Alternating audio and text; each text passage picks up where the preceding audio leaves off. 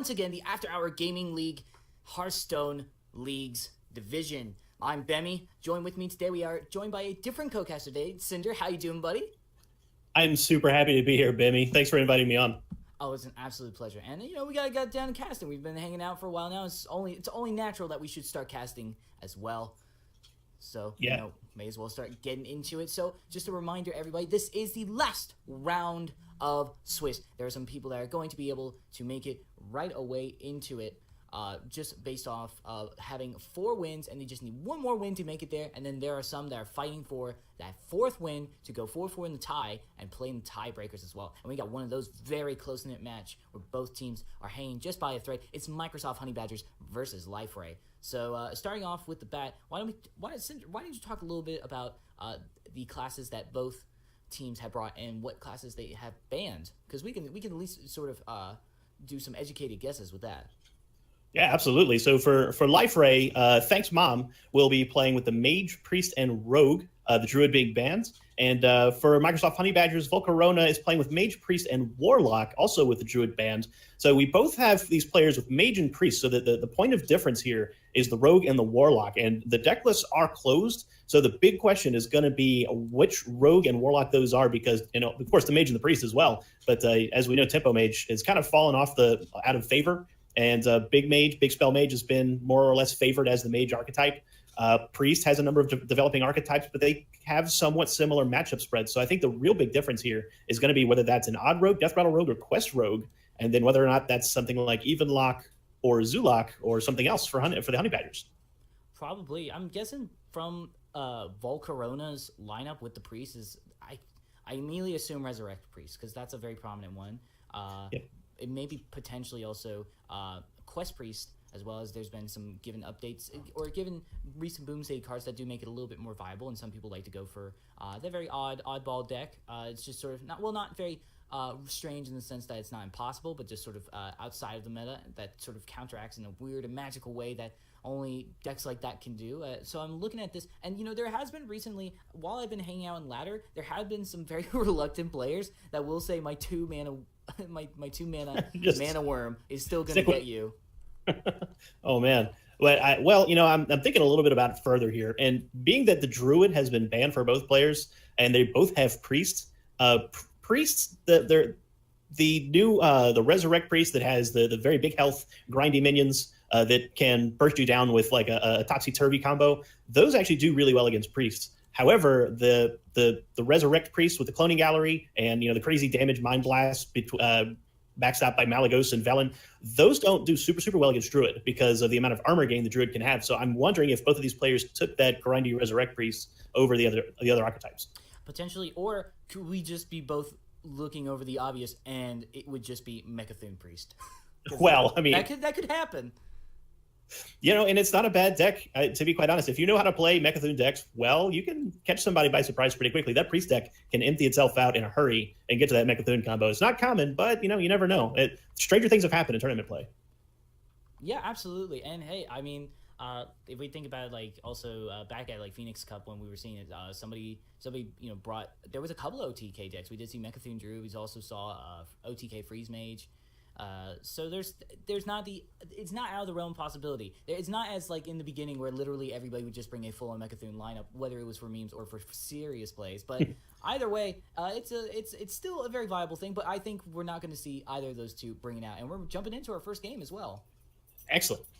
So we are going to begin right away. It's going to be Volcarona versus thanksmom, both representing and trying to get their first wins. Both teams.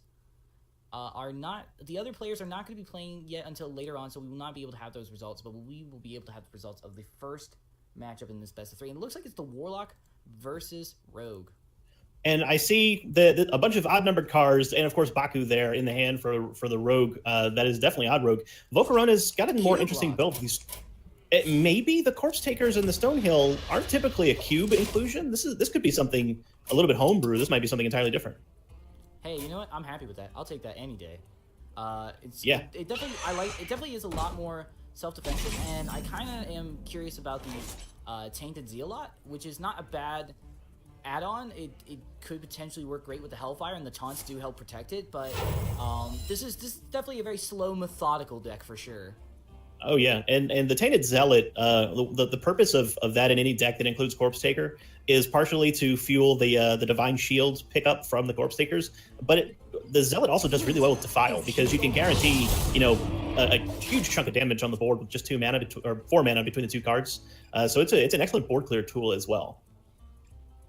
It is really, and like honestly, another prime example would be Ziliax. Everybody loves using Ziliax no matter what, whether they use a lot of mechs or not. And just getting that trade out of the way, going through the awkward phase of losing a Flappy Bird early, but you have to do. And nicely done up to volcarona. Technically, that is he's done the impossible now. He's managed to clear out the Flappy Bird early in the game. Yeah, and I liked the coin into Corpse Taker. It forced thanksmom to trade in the dagger and the bird to clear the shield and the minion. So yeah, forcing thanksmom to reset with a much less threatening board. The Wax Elemental, not a usual inclusion in the Odd Rogue. Maybe a nod to potential Odd Rogue mirrors to try to keep off some damage and keep going face. But yeah, well played by Volcarona. He should have a stabilized board headed into turn 5 here. Yeah, absolutely, and understandable with the Wax Elemental, given the fact of the recent updates that there's it's just rogues are desperately trying to fill that void, and definitely the Fungal Mancer does make it a lot more valuable as well. A 2/4 with Divine Shield, that's pretty great. That only costs 1 mana. It does take a little bit of a build up to ramp up to that, but once you get it going, that's a pretty solid taunt right there. Yeah, that's kind of the trade-off there that Volcarona, he had a strong coin in 3 play, but then he didn't really follow it up with anything that strong on 4, and that allowed thanksmom to set up this Fungal Mancer play, and now suddenly Volcarona's kind of playing behind the 8. Yeah, that's a little bit of concern there, because it is I feel like if they are able to survive enough turns, the late game is going to be much more in their favor, as we're seeing a lot of that tends to be the case, especially with the Void Lord. The Void Lord is such a huge indicator that this still has accents of Q block, and Q block is definitely working out great, because there's now things that cost a lot more mana and also that have less benefits as well, given Dark Pact with the 6 mana cost 2/2 that summons either Doomguard or Void Lord technically in the traditional Q block. So many. So there's a little bit of a late game there. Yeah, I'm like kind of wondering. We haven't seen Doomguard Doomguard Cube or even Skull of Minari, so I'm kind of wondering if this is Cube or if this is just kind of a mid-range deck. But either way, thanksmom though just has like a huge head of steam here, with the Hench Clan Thug on 6. Volcarona needs to really consider start clearing this board out and taking a little bit of face damage to do it, because this is a dangerous board for him to be facing off against. It is a dangerous board, you're right, and it's not going to get any safer. Well, I mean, that could help out a lot. Yeah. With as long as they don't get their hand too full, which is seeming to be a little bit of a problem here, and a lot of things that they can clear. I mean, right now I'm seeing just sort of value. Well, just trade into Tar Creeper, go into Hellfire before this sort of field gets any more crazier. But what do you see here?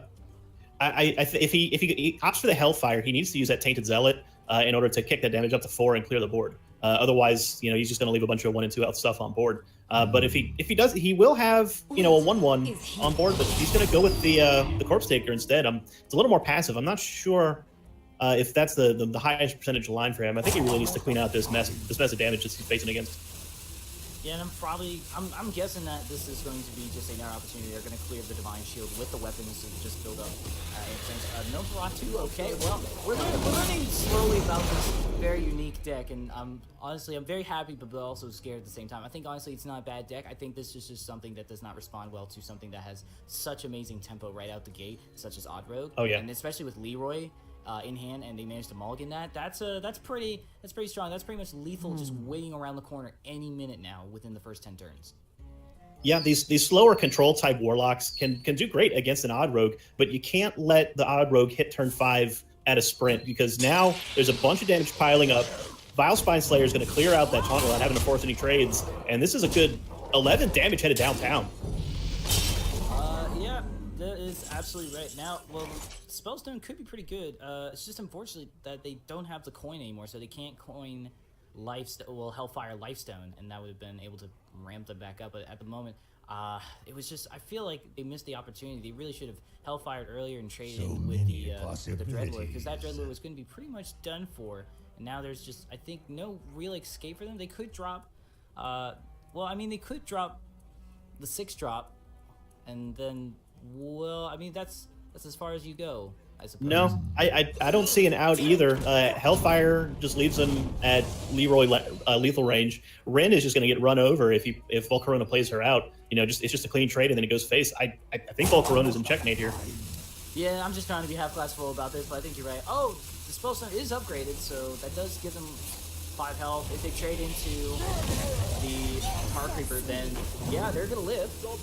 Well, there's 3 on board, and Leroy plus a dagger and a cold blood is plenty enough damage here, Timmy. Well, yeah, I think that's good. That's it. When you top deck something like that, for sure. All right, never mind. I need the cold blood. Yeah, they just need the dagger hit. That's all. There you go. I was like, oh, did they miss lethal? Never mind. There's a weapon. Yeah, I think thanksmom knew what was going on there. So that's going to put a point on the team for Life Ray. Honey Badgers need to win.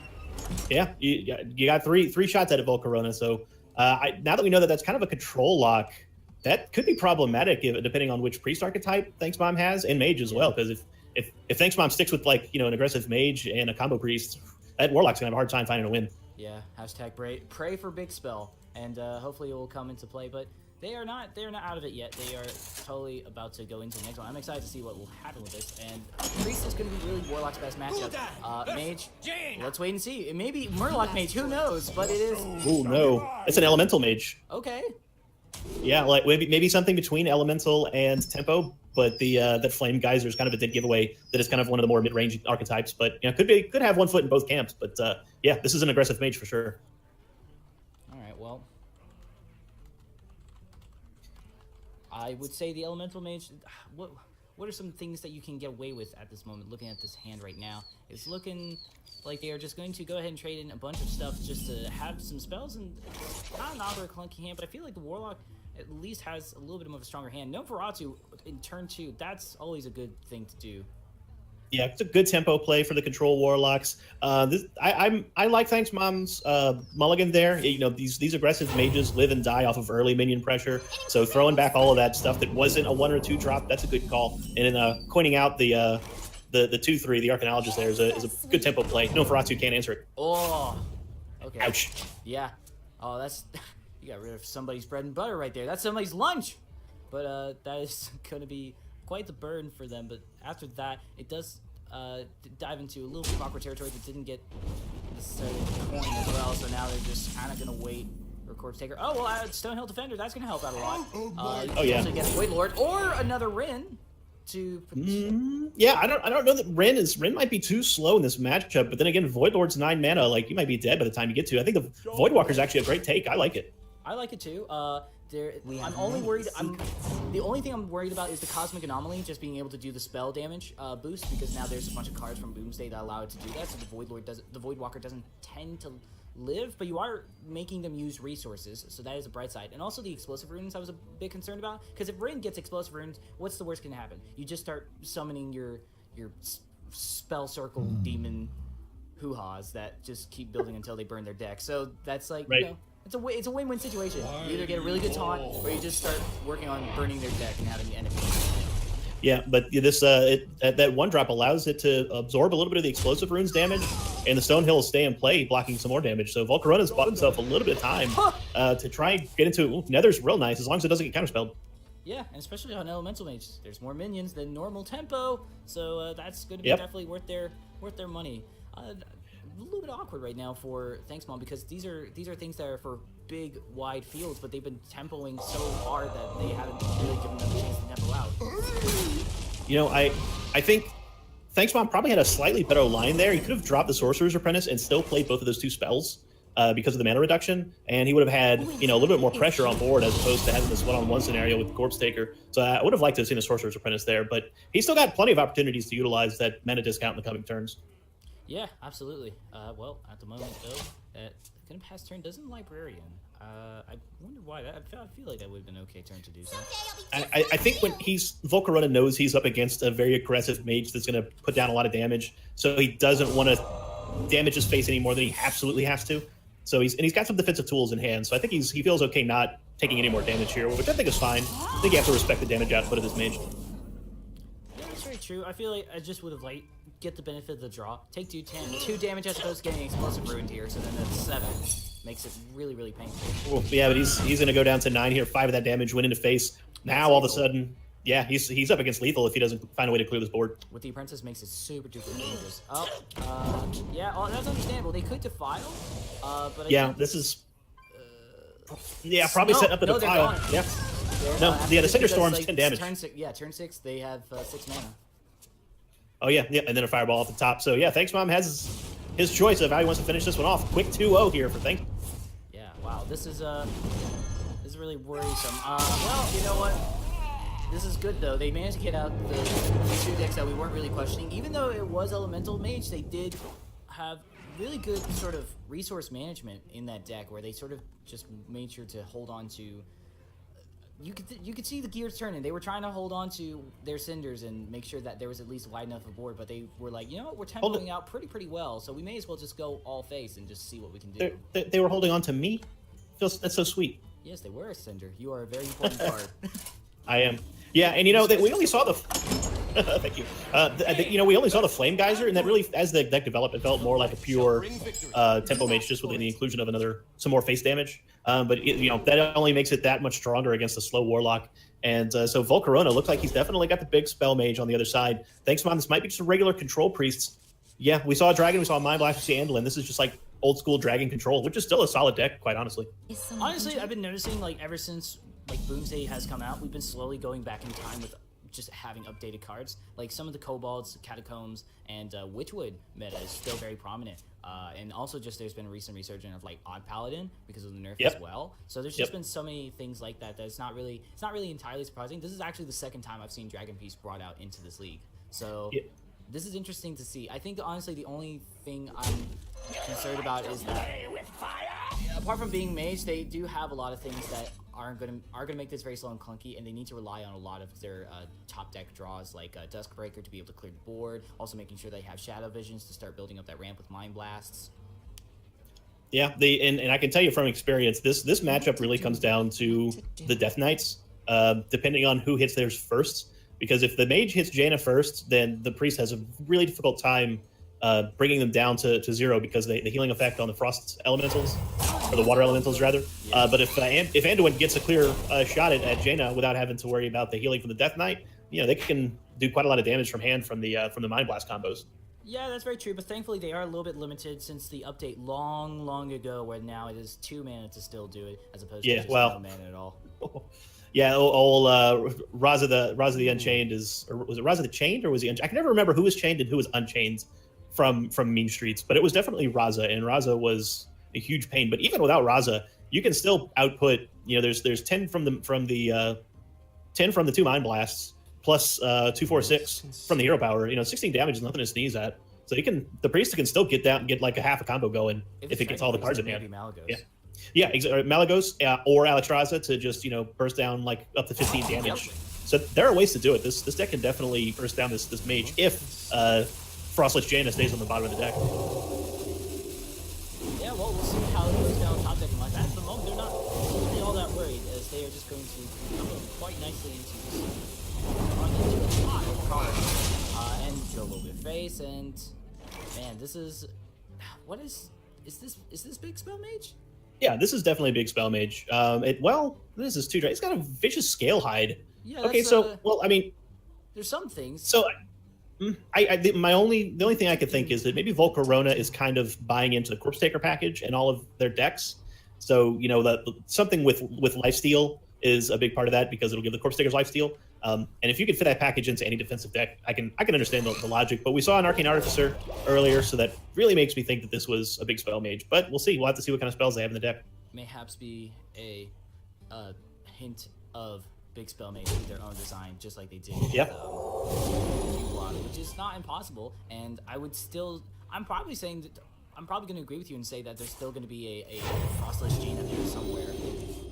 Yeah, I mean, if you play a slow mage, you have to. She's just too good. And, I want to kind of rewind the clock here a little bit back to turn 2. I really like thanksmom's play of the Wild Pyromancer on board, just without anything else. A lot of times you don't want to do that if you want to use it as part of a draw combo with the Northshire Cleric.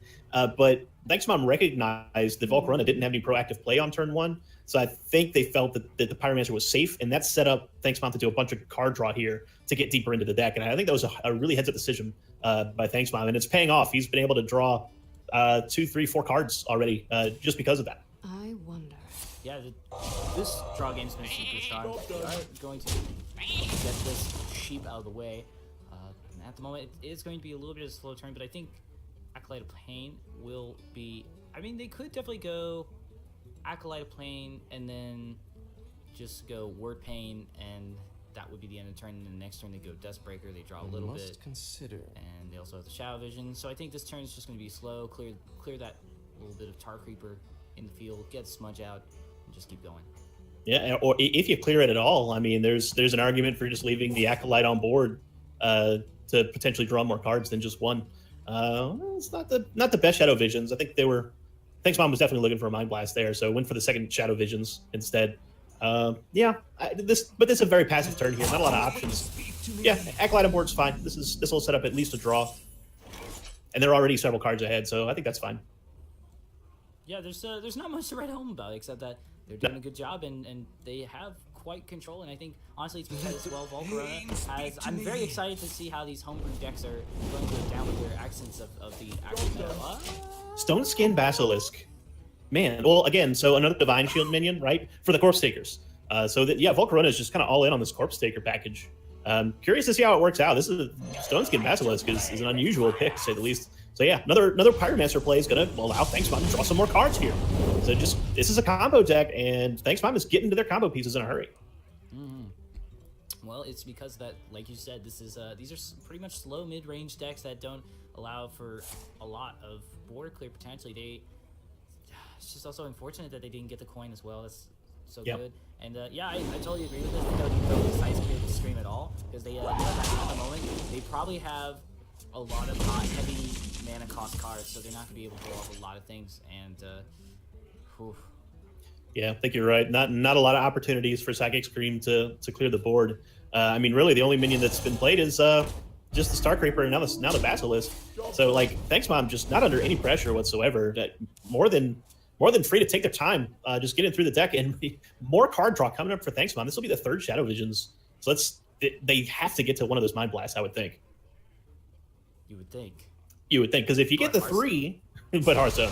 So yeah, this is about as good as Psychic Scream is going to get, and they just needed to clear a spot. You know, they needed to clear hand space. So that's like a big rich millionaire move to do as a priest. It's just like, right. I gotta get rid of my Psychic Scream. It's cluttering my hand. It's one banana, Michael. What could it cost? $10? I wonder. So yeah, like if thanksmom can pick up the third Mind Blast as a copy from the Shadow Visions, that sets up a 19 damage bursts with Anduin. So yeah, now that the Stone Skin Basilisk is off board, 2 Twilight Drakes coming down here. That's a big board all of a sudden. Well, the Meteors are going to be able to address it, and the Raging Familiar is going to help out a lot. So they could definitely get a good. Fails the joust though. Oh my god! Okay, Whoops. well, at the very least, they can still Meteor, take out the 410, and then be able to tempo out their Elemental and just get a nice Volcar on the field, and that's not going to be so bad.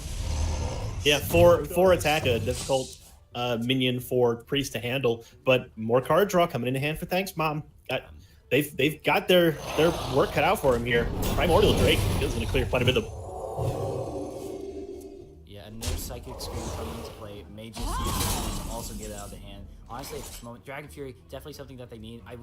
I'm assuming that they would want to hold on to that Meteor. I don't know. Maybe if they might be running 2 Flame Strikes, so it might be just value to go ahead and drop the Meteor now, and then that's a very good Meteor thing. And then this is probably as good a Meteor as they're gonna get. I say why go for it, and then go for the Vicious.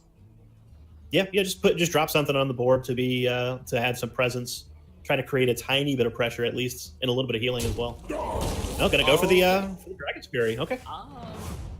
For another Dragon, I don't know.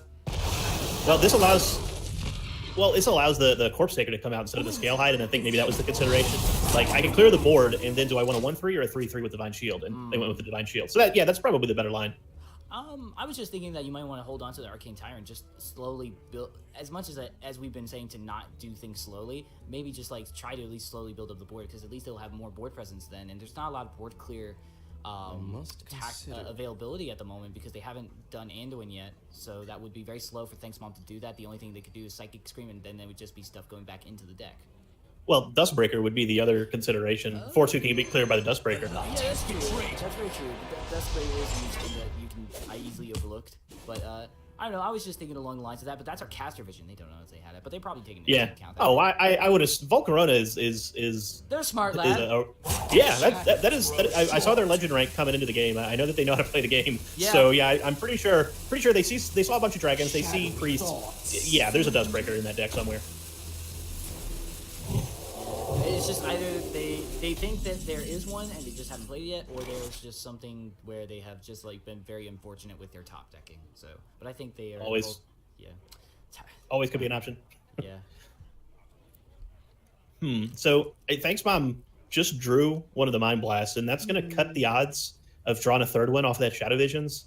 So that other Shadow Visions needs to hit home, or thanksmom's going to have a little bit of a tougher time getting Volcarona down to 0. Although Alexstrasza is a huge help. And we haven't seen Jaina yet either. So this is still thanksmom's game to lose here. Yeah, it is. Definitely, Volcarona is definitely not out of the running. I do think, though, I'm a little bit worried. I think, honestly, you just tap face and just pass here. I don't see what much... Would you really Meteor here? I don't know. Northshire? Not Northshire. Yeah, that's right, Northshire Cleric. Okay, earlier, Volcarona polymorphed the other one, so it's always a possibility. But no, yeah, just going to hero power it and pass. Whoa. Oh, Velen just came into the hand. Oh, my goodness. Okay, well, I mean, that does make Anduin's power kind of like a 1 less power Mind Blast.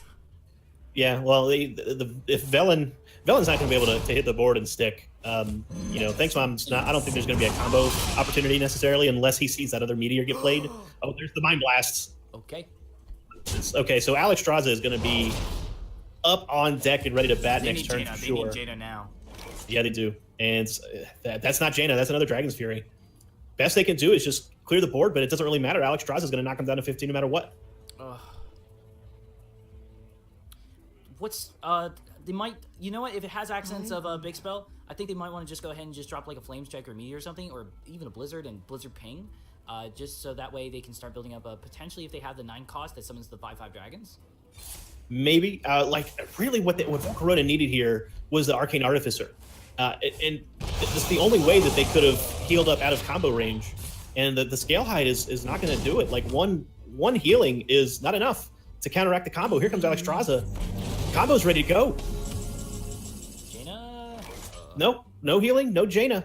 All they can do is answer that 8/8 and keep from dying that way, but Mind Blast, Hero Power, Mind Blast, Hero Power. Mind Blast, Hero Power is 16, and Volcarona knows it. Yeah, I respect them for going for at least. Press F for respects. That was, Volcarona saw the Alexstrasza and knew what was coming next, because Alexstrasza doesn't hit until that combo's in hand. Here it goes. 2 more for the Hero Power, and that's game. So 3-0 Bimmy for Life Ray. Yep. Great start to their. That's one of the 2 matches they need to win in order to get to 4-4 and try to get in on the tiebreaker. Yeah, just to stay alive, pretty much. But I mean, it was good stuff. I think honestly, it was just, man, it was Jaina or nothing at that point. They needed it that badly, and honestly, I like the life packs, and I like the fact that it's a very Divine Shield heavy deck that can be very annoying with the mid-range Divine Shield. That's like the best stuff ever. Like, that's one of the reasons why mid-range Hunter is so good. Also it can't be targeted by spells with the Bear Shark and just a bunch of other things. So, I feel like Volcarona's onto something, and hopefully, if you're really interested, I hope Volcarona has a Twitter or something where you can follow their cool inventions. They're like the next disguised toast or whatever. Yeah, I mean, we didn't get to see their priests, but the Warlock was more or less control Warlock. The Mage is kind of a mid-range control Mage. I think those were really good deck choices for if someone's expecting an aggressive meta, which you see a lot of times, in these kind of open tournament scenarios. Oh yeah. But it just so happens that thanksmom had a great lineup against exactly that strategy. Lots of damage from hand heading to face, and Volcarona did not have the kind of decks that were able to live through that much damage burst. So just a matter of getting beat in the lineup phase, I think. But I don't think, because Volcarona's decks, I think, were built. They seemed fine to me. If a little eccentric, they definitely had a coherent strategy. Yeah, it was pretty much getting stuff on the field while slowly clearing the board. I think there was quite a tempo there that could have worked out definitely in their favor if it was a little more like build up decks like Taunt Druid, or really almost any of the druids, even I would say maybe Token as well, even though Token's probably not as prominent due to the fact of the update. And that's another thing too, is we're probably not, I'm not surprised entirely by the lineup of aggro, especially with the fact that there is the recent update, and like whenever anything happens to Hearthstone that is a very dramatic change, everybody will fall back immediately to aggro. It's like just you're right. back to day one, because what do you find is basically the cards that can hit face the fastest and hardest together and combo, and then you just sort of build up from there. No, yeah, you're right. Aggro, it's beginning of a month on ladder. The majority of tournaments, open tournaments, just about any like fresh start in Hearthstone, aggro tends to be preferred, but it eventually gives way as the meta adjusts. But yeah, well, like that being said, good solid stuff from thanksmom taking this game 3-0. Congratulations to them. Hopefully, Life Ray can do it, or we'll Microsoft Honey Badgers be able to pull this back. We'll have to wait and see what happens. Playoffs will be coming up next week. That has been the final round of Swiss. Cinder, how did you enjoy this very enjoyable but brief match as well? I really enjoyed the play there. Both of those players seemed pretty much on top of their game. The lines were about like 98% optimum, at least from my perspective. I think the deck choices, the lineup choices were coherent.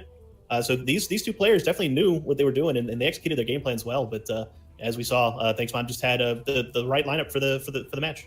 Yeah, and also just the right mulligans as well. Hey, what odd rogue is going to complain getting their Leroy Jenkins right off the bat? So just all you had to wait is for the cold blood, and they did that. They didn't even need it then. Nope. But good stuff to also respect to volcarona for bringing in their own stuff. It's always fun to just see people bringing in their own creations, and still say volcarona's been really cool to talk to when I'm very, very humble, and it's like super awesome to talk to them. And they're legend players, so obviously they know how to build decks. And honestly, this is a good testing ground. This is just a good league event for everybody to socialize, network, and play for a good cause for charity. So obviously this is something where you can definitely go into this feeling good about yourself. But that is going to be it from us. Cinder, thank you so much again for coming in and casting with me this week. It was a lot of fun casting with you, even though we're sure we have to cast again sometime. Yeah, my pleasure. Hit me up anytime. We got to do this again. Absolutely. And speaking of hitting up people, you can hit us up on Twitter if you enjoyed our casting. I'm at Bemi Esports. This is at Cinder Ascent, as you can see on your screens here on this wonderful backdrop of After Hours Gaming League. But that is going to be it from us. We may be seeing you in the playoffs, yet to TBD. And we'll see you guys in the next Hearthstone match. So we'll see you for now. See you later.